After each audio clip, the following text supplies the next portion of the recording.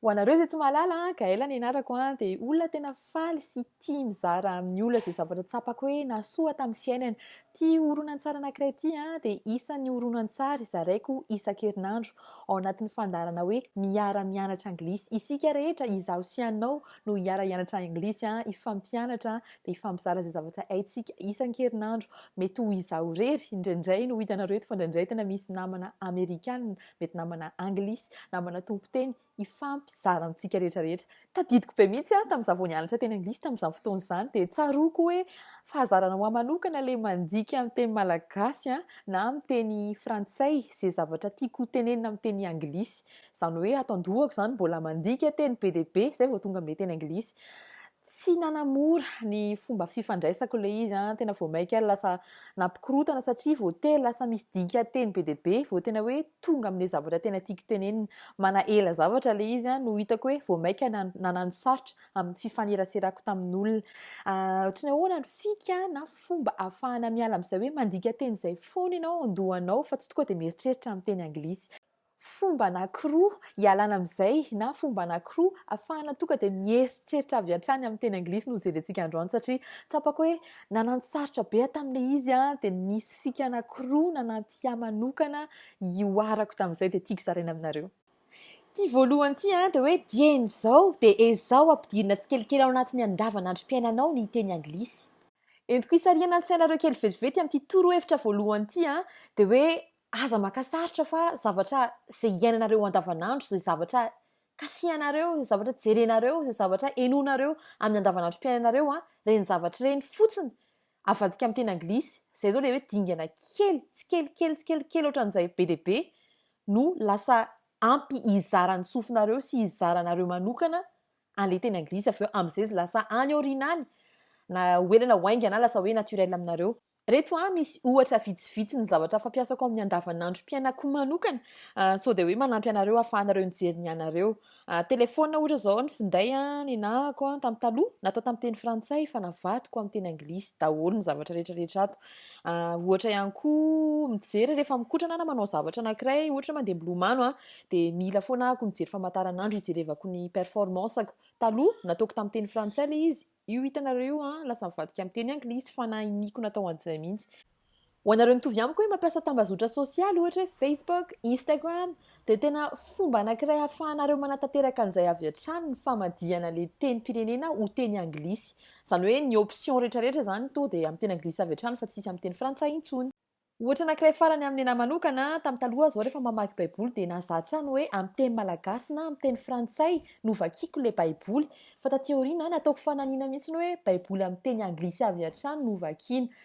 Dia io mety hoe baiboly fizika fa misy koa ny ao amin'ny application amin'ny telefaonina izao amin'ny teny anglisy.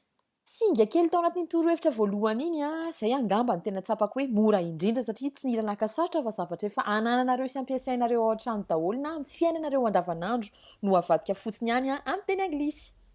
Mbola ao anatin'ilay torohevitra voalohany foana ihany tsika izao fa singa kely ao anatin'ny torohevitra voalohany iny fotsiny ihany ity zaraiko manaraka ity indray. Raha toa ny teny hoe zavatra efa ananantsika sy fampiasantsika amin'ny andavanandro ihany no havadika amin'ny teny anglisy ty faharoa indray kosa mety tsy voatery ianao efa manana an'ilay izy fa intentionnel izany hoe ianao mihitsy no manao fanahiniana mandeha mikaroka an'iny zavatra iny mba hahafahanao miaino an'ilay teny anglisy na mampiasa an'ilay teny anglisy amin'ny lafiny rehetrarehetra. Mety hoe mampiasa an'ilay izy amin'ny alalan'ny famakiana azy, ny masonao no mijery an'ilay teny anglisy, mety hoe ny sofinao no miaino an'ilay resaka amin'ny teny anglisy. Zavatra ohatr'izay. Ohatra ny zavatra azonao karohana manokana mihitsiny dia reto zavatra eto. Zavatra tsotra be, zavatra mety efa fampiasanareo ihany ilay izy fa mety amin'ny teny pirenena hafa dia aza atao amin'ny teny pirenena hafa izay efa mahazatra anao iny fa havadio amin'ny teny anglisy. Ohatra hoe aza mihaino podcast amin'ny teny frantsay na amin'ny podcast amin'ny teny tsy haiko ohatra hoe miteny espaniola ianao dia izay no mahazatra anao, izay ny zone de confortnao. Dia rehefa maka podcast ianao dia amin'ny teny espaniola foana na amin'ny teny frantsay fa havadio amin'ny teny anglisy amin'izay. Ohatr'izay ihany koa ohatra hoe misy horonan-tsary tianao ianao ohatra tena tia film documentaire be za tena mankafy film documentaire aza jerena le fiteny efa mahazatra anao intsony fa tena tonga dia havadio amin'ny teny anglisy avy hatrany. Na inona io na inona documentaire na ohatra hoe vidéo YouTube na plateforme hafa tsy voatery YouTube ohatra hoe ho anareo izay tia mijery Netflix ho anareo izay manana Netflix to dia le amin'ny teny anglisy jerena. Ohatran'izay ihany koa ny hira Ty iray ity tena nafinaritra manokana satria noraisiko ohatry ny kilalao ilay izy tao anatin'ny fianarako an'ilay teny anglisy ary tena nanampy be ahy. Inona ary ilay atao? Nijery efa manodidina anao dia nijery efa zavatra karazany be dia be izay andalovan'ny masonao eo. Ireo zavatra andalovan'ny masonao ireo izao tenenina amin'ny teny anglisy avy hatrany. Fantatro tsara mihitsy hoe be dia be amin'ny zavatra hitan'ny masonao zao no mety tsy hainao dikany. Raha ohatra ka mbola vao mianatra teny anglisy ianao fa tsy maninona izany. Raha sendra an'izay ianao dia tadidio ilay zavatra jerenao ka tsy hainao ny dikany amin'ny teny anglisy na soraty avy hatrany. Rehefa tonga any an-trano ianao na rehefa tonga amina toerana anankiray ahafahanao mijery dictionnaire dia jerenao iny. Mila mitandrina nefa amin'ilay resaka fijerena dictionnaire teo indrindra ho antsika mianatra teny anglisy sy te hatratra an'izay tanjona ilay resantsika tamin'ny voalohany teo satria matetika isika mana tendance misy an'izay fahazaran'izay hoe rehefa misy teny tsy haitsika dia andeha hijery dictionnaire.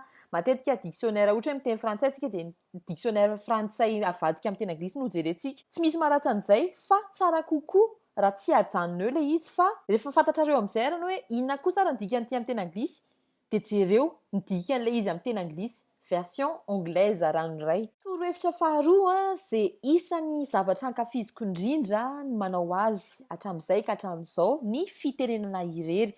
Mety gaga nareo izay mbola tsy zatra miteny irery hoe inona koa no antony mety mahatsara an'izany.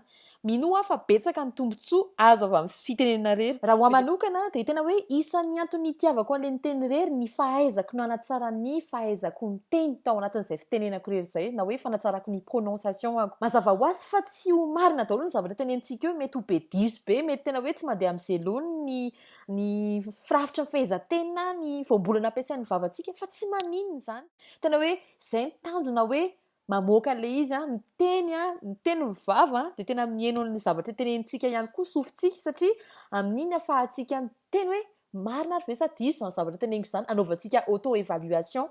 Rehefa diso ilay izy dia io ny opportunité ahafahanao manao fikarohana mijery hoe inona moa izany na tonga n'ity diso teo ohatry ny ahoana ahafahako manatsara an'iny amin'ny manaraka manontany olona mahay an'ilay izy mety hoe mpampianatra na namanao mahay an'ilay teny anglisy. Mety misy manontany teny nareo hoe fa inona ilay resahana rehefa ilay miteny irery satria mety hoe isan'ny olona tsy mbola zatra nanao an'izany nareo tsy mitovy amiko ho ana manokana mantsy zao tena efa mahazatra be izy dia tena mahita zavatra tenenina foana na omenareo adiny iray na adiny roa ary itenenako irery lol. Reto arany ohatra kely anampiko anareo izay tsy mahafantatra zavatra azo resahana rehefa miteny irery. Ny zavatra ataoko no teneniko anareo fa afaka manitatra nareo, afaka mamorona zavatra hafa, afaka mieritreritra zavatra hafa, afaka tena hoe misinspire amin'ny zavatra izay hitanareo ao amin'ny tranonareo ao. Mety hafahafa ihany raha ohatra eny an-dalana antsika ny hiteny irery fa ao an-trano angamba tena mety amin'ity contexte anankiray ity. Ohatra hoe any an-dakozia ianao andeha hanamboatra sakafo dia mody manova fotsiny ohatran'ny mpanolotra fandaharana amin'ny hainao aman-jery ohatra manolotra ianao recette anankiray ataonao amin'ny teny anglisy na tsy mandeha amin'ny zelony aza averiko tenena foana zay satria le famoahana an'ilay izy io ny tena zava-dehibe zany hoe miteny aloha ianao. Manova koa ohatry ny hoe simulation ana entretien d'embauche ohatra hoe raisitsika hoe voarayana amina toeram-piasana anankiray ho zany ianao nahazo asa tafakatra amin'ny dingana manaraka, tafakatra amin'ny entretien. Ianao amin'io fotoana io no manao an'ilay olona amin'ny RH ilay matana an'ilay fanontaniana ary mbola ianao ihany koa avy eo no mijouer ny rôle an'ilay olona ilay mamaly an'ilay fanontaniana izany hoe ianao. Tena hoe afaka hitarina be mihitsy izany amin'ity tena hoe feno karazana zavatra azonao resahana afaka miresaka ny zavatra ankafizinao ianao, nofinofinao amin'ny fiainana, ny fianakavianao firy nareo ao an-trano, inona ny zavatra ankafizinareo tsirairay avy ao an-tokantrano ao, inona ny sakafo tianao indrindra, aiza ny toerana tianao aleto ambonin'ny tany, inona ny toerana ankafizinao indrindra eto Madagasikara. Izany hoe tena feno be mihitsy izany zavatra azonao resahana. Ho an'olona mivavaka ihany koa azonao atao ohatra ny hoe tsy ataonao amin'ny teny malagasy na amin'ny teny frantsay izay mety nahazatranao intsony ny vavaka ataonao fa tena ataonao amin'ny teny anglisy. Ireo anankiroa ireo ilay torohevitra tena nanampy ahy tamin'ny fialana amin'ilay hoe mandika teny foana vao tena hoe mieritreritra zato isan-jato amin'ny teny anglisy. Tena nanampy ahy dia tena tsy ahitro ny tsy hizarana azy aminareo androany. Dia raha ohatra ka misy koa torohevitra avy aminao tena hoe tsapanao nanampy anao nialanao manokana tamin'izay hoe mandika teny izay foana vao tena hoe mandika teny amin'ny teny malagasy na amin'ny teny frantsay na amin'izay fitenim-pirenena manavanana anao dia mba zara ao aminay satria mety ny fizarana avy aminao ihany koa no ahafahana mianatra tadio fa hoe miara-mianatra anglisy isika rehetrarehetra fa tsy hoe olona tokana akory tsy hoe za akory no mampianatra fa tena hoe miara-mianatra anglisy isika rehetrarehetra de manasa anareo rehetrarehetra zay mahatsapa-tena hoe nahazo soa na hoe te hizara soa amin'ny hafa hizaranito horonan-tsara ito amin'ny hafa ahafahan'zareo ihany koa misitraka an'izany fahasoavana izany mitovy amintsika rehetrarehetra. Mirary soa!